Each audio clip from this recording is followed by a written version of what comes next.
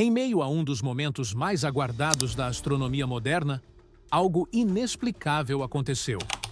Em 4 de outubro de 2025, quando o objeto interestelar 3I Atlas se aproximava de Marte, o mundo aguardava ansiosamente novas imagens e dados. Todos os grandes observatórios e sondas marcianas estavam prontos, inclusive o rover Perseverance, preparado para registrar cada detalhe. Mas, no instante em que o objeto entrou no campo de visão, tudo parou. Os servidores da NASA saíram do ar e o site oficial exibiu apenas a mensagem em manutenção. Em minutos, a Agência Espacial Europeia e o portal chinês também ficaram fora do ar. 3 potências rivais, em silêncio absoluto. Nos dias seguintes, o mistério só cresceu. Por que as 3 maiores agências espaciais interromperiam suas transmissões ao mesmo tempo? E por que, desta vez, até a China, conhecida por divulgar rapidamente seus dados, permaneceu calada? O enigma poderia ter permanecido apenas como mais uma teoria da conspiração, até que uma imagem vazou. Era uma foto capturada pela câmera de navegação Wright, a bordo do Perseverance, enviada a um servidor de backup antes da queda dos sistemas. O registro mostrava o céu noturno de Marte, às 21h33, com algo pairando sobre o horizonte. Não era um cometa, nem uma rocha irregular.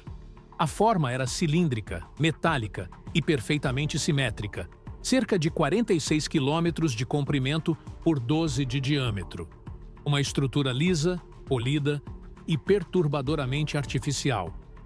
O que deveria ser apenas uma observação científica transformou-se em um dos maiores mistérios da história moderna e talvez no primeiro contato visual com algo que não se originou naturalmente no cosmos. Inicialmente, especialistas tentaram descartar o registro como um borrão de movimento, uma ilusão causada pelo longo tempo de exposição da câmera.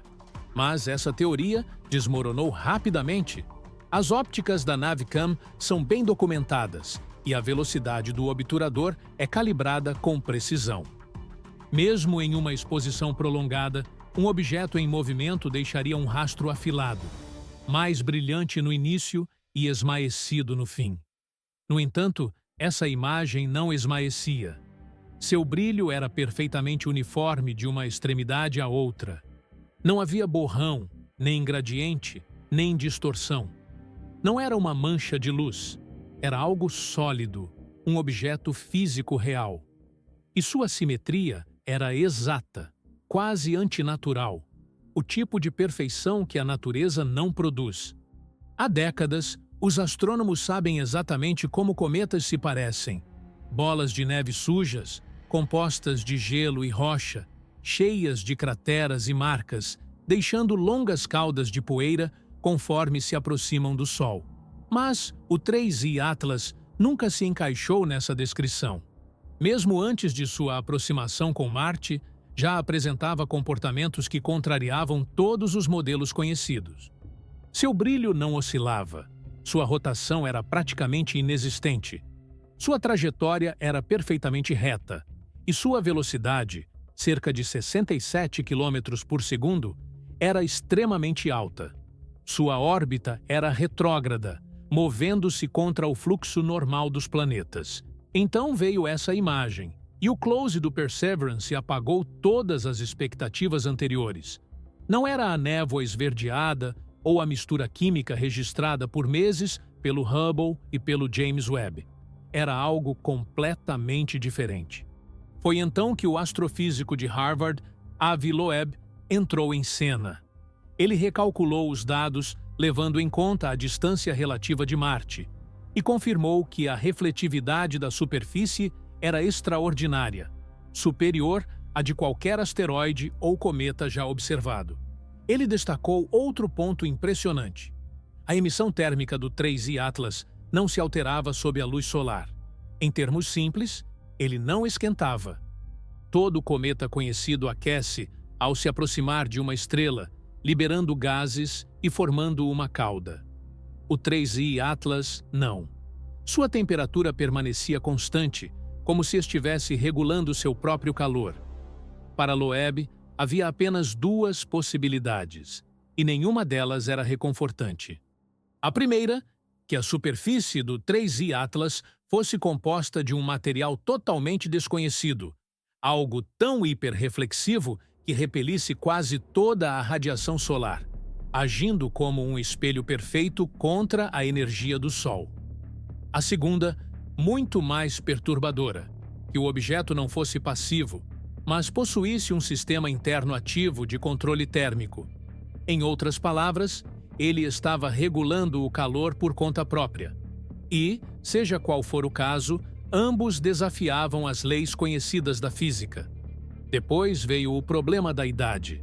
Com base em sua estrutura e consistência, Loeb estimou que o 3I Atlas vinha viajando pelo espaço interestelar há dezenas ou até centenas de milhões de anos. A essa velocidade, isso parecia impossível.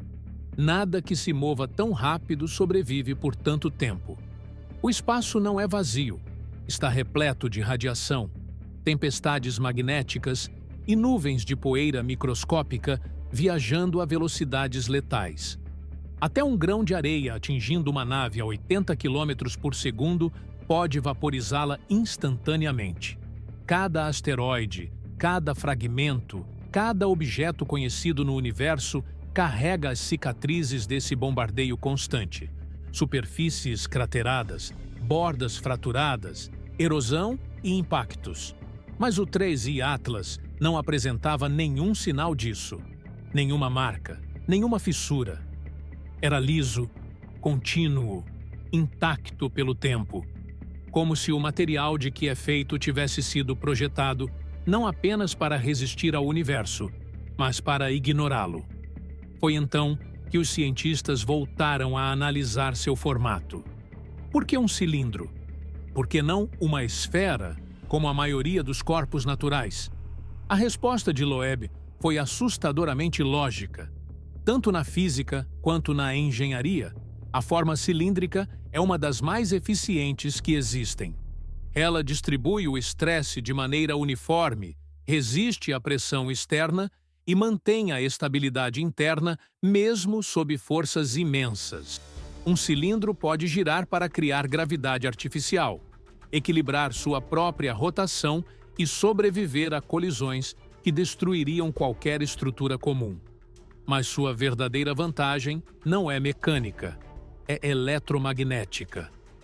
Em eletromagnetismo, um cilindro oco funciona como uma cavidade ressonante, uma câmara capaz de capturar, amplificar e transmitir ondas eletromagnéticas quase sem perda. A geometria em si se torna uma antena, capaz de enviar e receber sinais através de distâncias interestelares.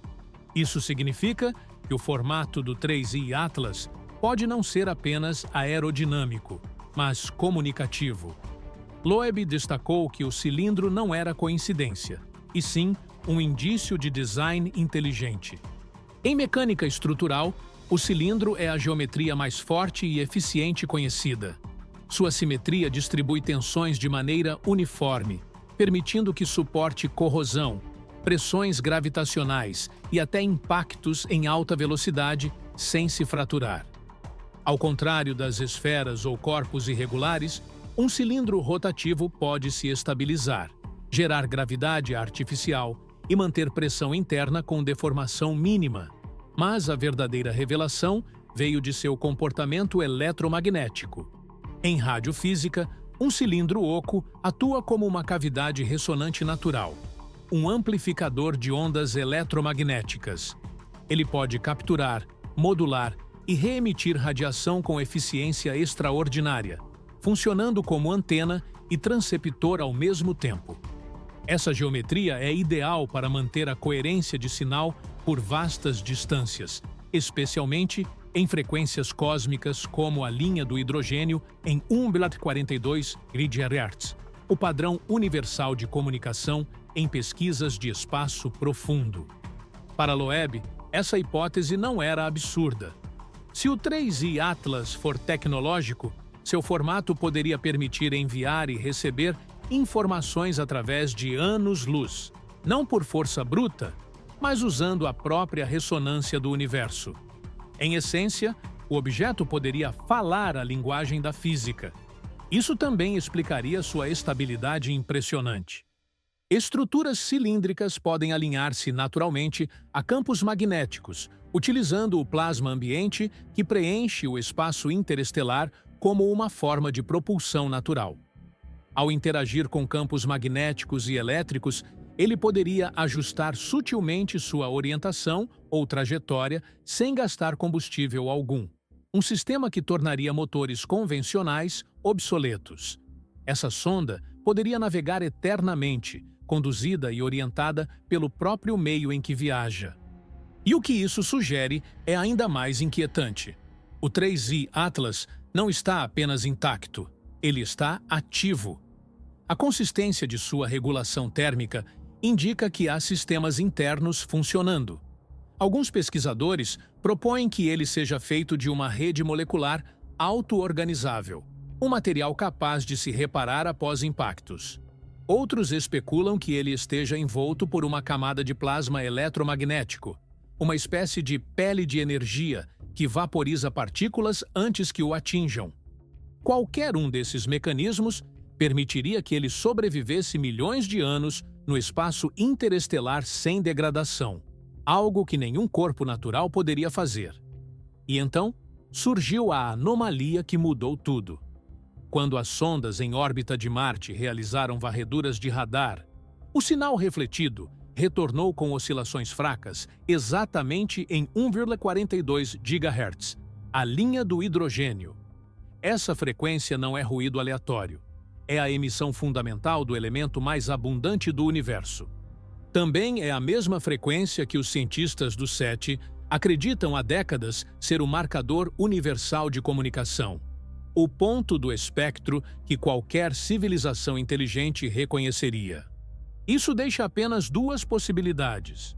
Ou o 3I Atlas é feito de um material cujas propriedades eletromagnéticas são totalmente desconhecidas, ou está funcionando como um transceptor, uma máquina construída para atravessar o vazio, colhendo e retransmitindo informações através da frequência do hidrogênio que conecta o cosmos.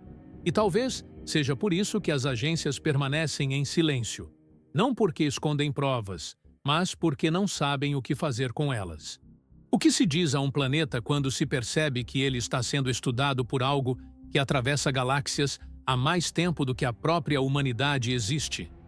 Como explicar uma máquina capaz de sobreviver ao próprio universo? Então, o que você acha que eles realmente viram perto de Marte? Foi apenas um cometa? Ou algo muito mais misterioso? Deixe sua opinião nos comentários e não se esqueça de curtir e se inscrever para mais atualizações sobre o 3I Atlas.